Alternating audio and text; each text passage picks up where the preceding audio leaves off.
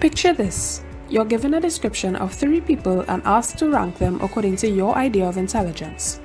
First, we have Alia Sabur, who began reading at only 8 months and tested off the IQ scale. She's the youngest female college graduate in American history and became the world's youngest professor at 19 years old. Then we have Halle Berry, who starred in over 30 Hollywood movies by the age of 44 and became the highest paid African American actress in Hollywood. She has won many awards including an Emmy, a Golden Globe, and an Oscar. Then we have Greg Cox, who by the age of 37 could speak 64 languages fluently, making him the planet's greatest linguist. He began learning languages at 5 years old and has produced the world's largest dictionary in 225 languages. If you have any difficulty in ranking these persons, this problem was also faced by psychologists in defining what intelligence is and how it can be measured. In this video, we will discuss the different theories of intelligence, how it is measured, the use of IQ scores, and the problems with intelligence tests. We will also discuss how genetics and the environment influence intelligence and how intervention programs can increase intellectual, social, and personality emotional development. First, we look at defining intelligence. Many psychologists believe that intelligence is best defined by measuring a range of cognitive abilities. However, others argue that this definition is too narrow and that there are many other kinds of intelligence that include acting skills, practical skills, and problem-solving skills. Charles Spearman's two-factor theory is the oldest and most widely accepted definition of intelligence. This theory says that intelligence has 2 factors, a general mental ability factor, known as G, which represents what different cognitive tasks have in common, plus many specific factors, known as S, which include specific mental abilities. Spearman believed that the factor G, general mental ability, represented a person's mental energy. Today, Spearman's factor G has transformed into an objective score, which is commonly known as the IQ score. It measures a person's performance on various cognitive abilities, and thus, many psychologists believe it is a good measure of intelligence. Based on the two-factor theory, Alia would be ranked the most intelligent, followed by Greg, followed by Halle Berry. One advantage of this theory is that it can be objectively defined and measured using the IQ test. Another advantage is that it is a good predictor of performance in academic settings and in certain careers. However, one disadvantage is that it focuses on cognitive abilities but neglects motor, perceptual, musical, practical, and creative abilities. These have led to other proposed definitions of intelligence. Howard Gardner argued for broadening the definition of intelligence to include different kinds of abilities, an idea he calls multiple intelligence theory. The multiple intelligence theory says that instead of one kind of general intelligence, there are at least 9 different kinds, which include verbal intelligence, musical intelligence, and spatial intelligence. Gardner stated that standard IQ tests measure primarily verbal and logical mathematical intelligence, but neglect other equally important kinds of intelligence. Based on this theory, Gardner would argue that no person is more intelligent than the other, but rather, each of them show a different kind of ability or intelligence. One advantage is that this does not reduce intelligence to a single IQ score, but credits people with having different kinds of intelligence. A disadvantage of this theory is that we do not know how many kinds of intelligence there are.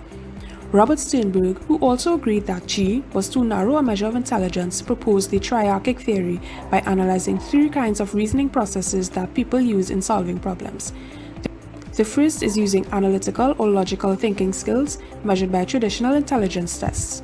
The second is using problem-solving skills that require creative thinking and the ability to learn from experience.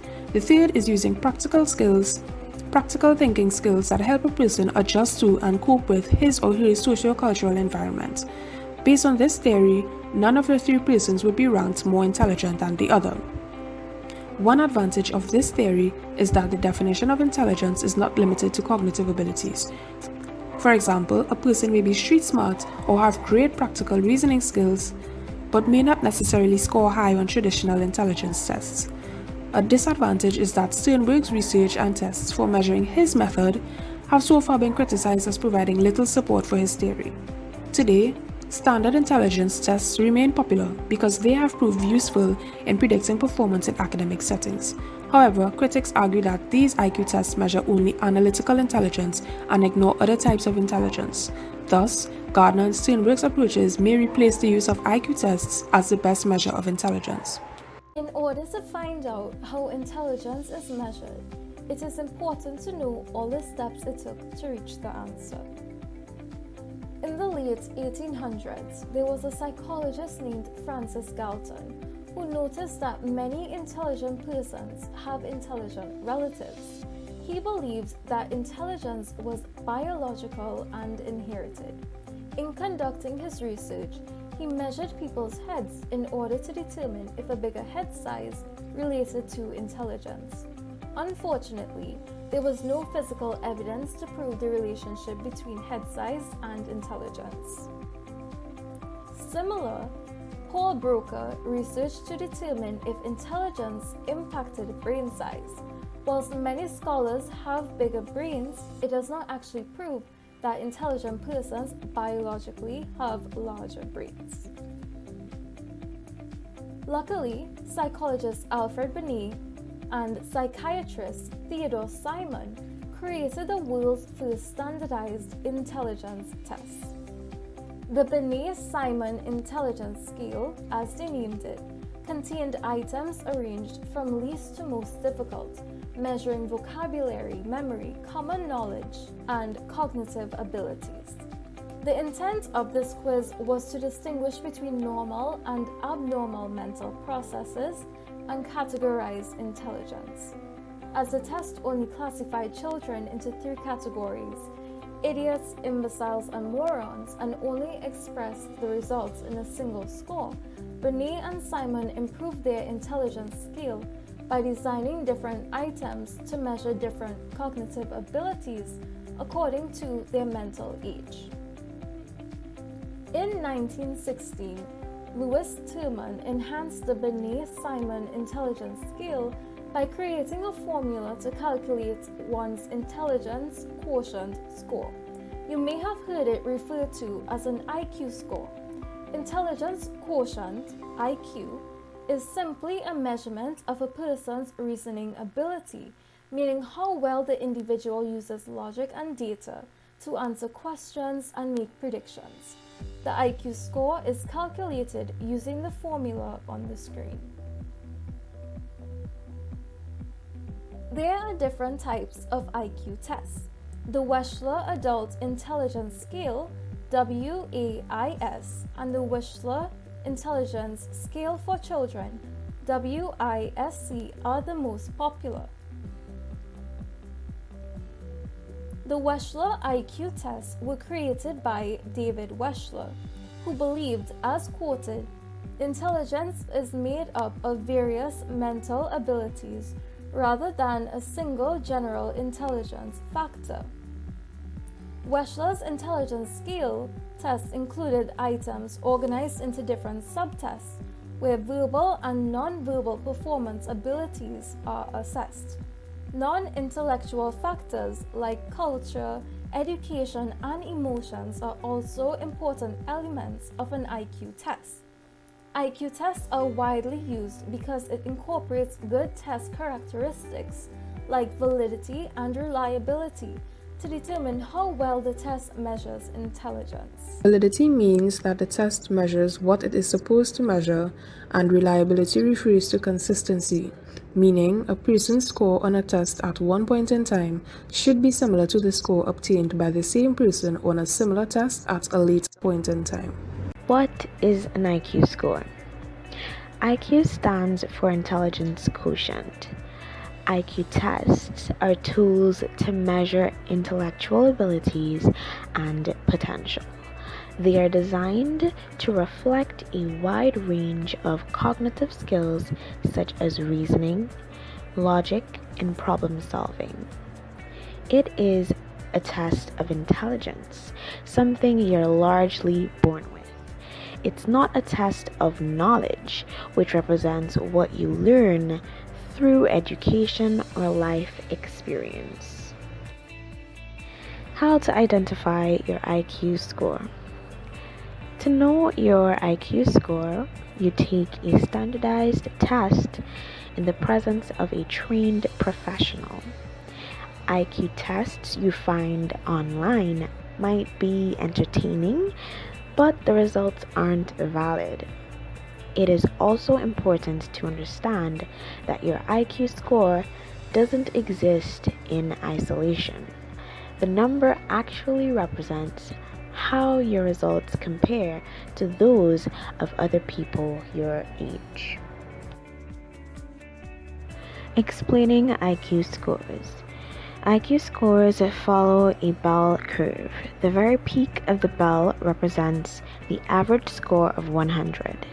Lower scores are represented on one slope of the bell, while higher scores are represented on the other. A score of 116 or more is considered above average. A score of 130 or higher signals a high IQ. Membership in Mensa, the High IQ Society, includes people who score in the top 2%, which is usually 132 or higher. The IQ scores of most people are represented in the middle of the bell between 85 and 115. Overall, about 98% of people have a score below 130. If you are among the 2% with a higher score, you are an outlier. Basically, a high IQ means your score is higher than that of most people in your peer group. Uses of IQ scores. IQ tests are used to diagnose intellectual abilities or measure someone's intellectual potential. French psychologist Alfred Binet created the first intelligence test in the early 1900s. However, modern testing in the United States stems from Henry Herbert Goddard, also a psychologist, who translated the Binet test from French to English. This test was used to test basic intellectual functions in U.S. school children and to support mental health diagnoses. How an IQ score is measured. Standardized IQ tests are given and scored by trained administrators. The score represents how you compare to your peer group in language, reasoning abilities, processing speed, visual spatial processing, memory, and math. If you have a high IQ score, it means your reasoning and problem-solving abilities are better than average and may signal intellectual potential. An IQ of 70 or below may indicate limited intellectual functioning. However, IQ alone doesn't tell the whole story. Testing of social, practical, and conceptual skills is needed to make that kind of determination. IQ scores can be affected by factors such as nutrition, health conditions, access to education, culture, and environment. While measuring intelligence, the following rules are important to note. Intelligence tests do not measure innate abilities or natural intelligence, primarily because cognitive abilities are examined instead. Secondly, intelligence tests should not be used to label people. We have identified 3 potential problems associated with IQ tests, which are the cultural bias, other cultures, as well as non-intellectual factors. Cultural bias means the wording of the questions and the experiences on which the questions are based, which may be more familiar to members of some social groups rather than others. An example of this is a question posed in an older version of the Western Intelligence Game for Children. The question asked, what would you do if you were sent to buy a loaf of bread and the grocer said he did not have any more? The persons who developed the skill determined that the correct answer would be go to another store. However, when 200 minority children were asked the same question, 61 said that they would go home.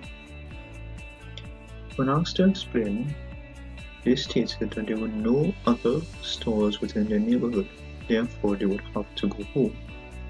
Yet, the answer of go home would be scored as incorrect, despite this being correct in the child's experience. This shows how different cultural influences and experiences penalize some children when taking standardized tests of intelligence. It is believed that it is virtually impossible to develop an intelligence test which is completely free of cultural bias. Some researchers believe that whites tend to score higher than African Americans on IQ tests, not because there are differences in ability, but rather there are differences in knowledge.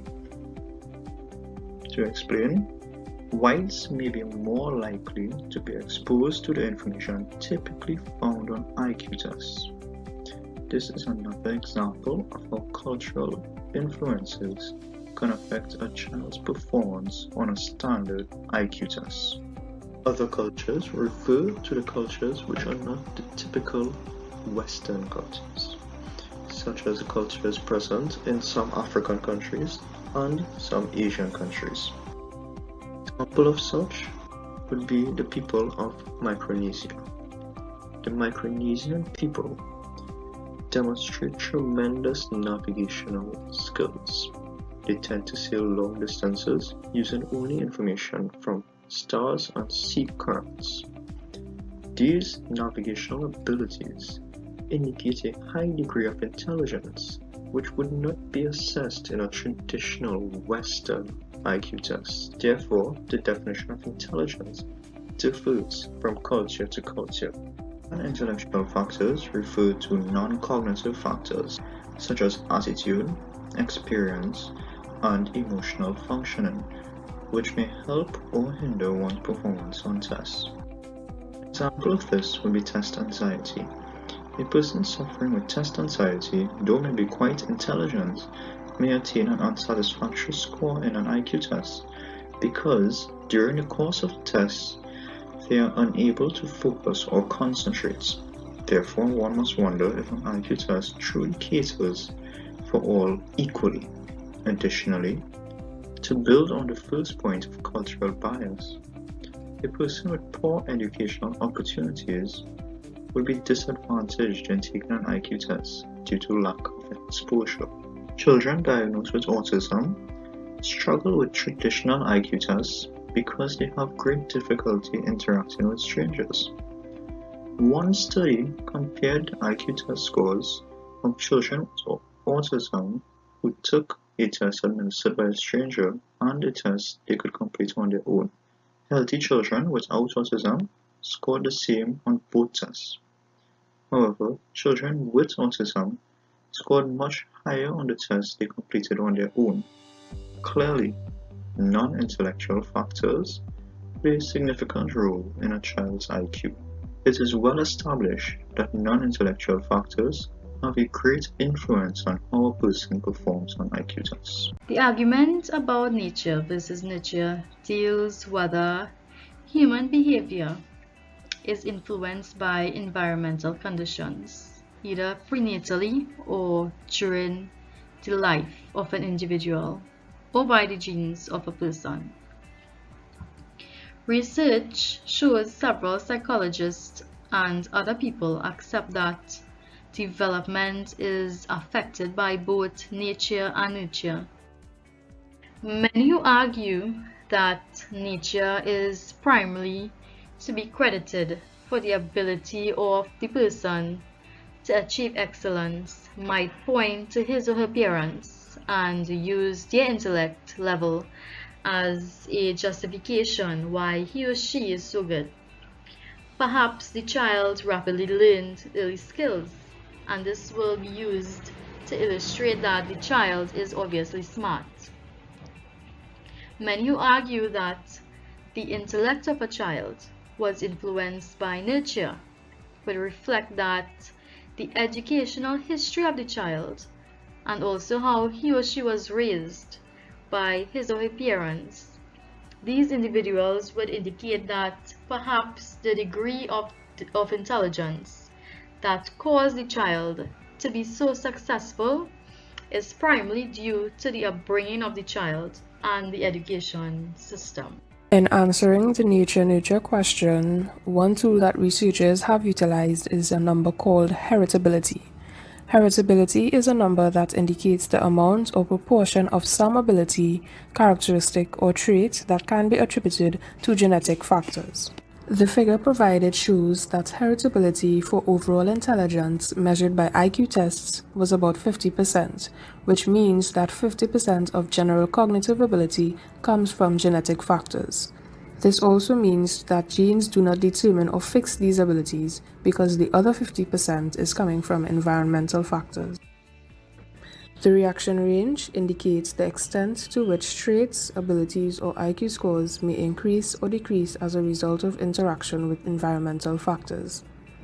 Researchers estimate that the reaction range may vary up or down by as much as 10 to 15 points in one's IQ score.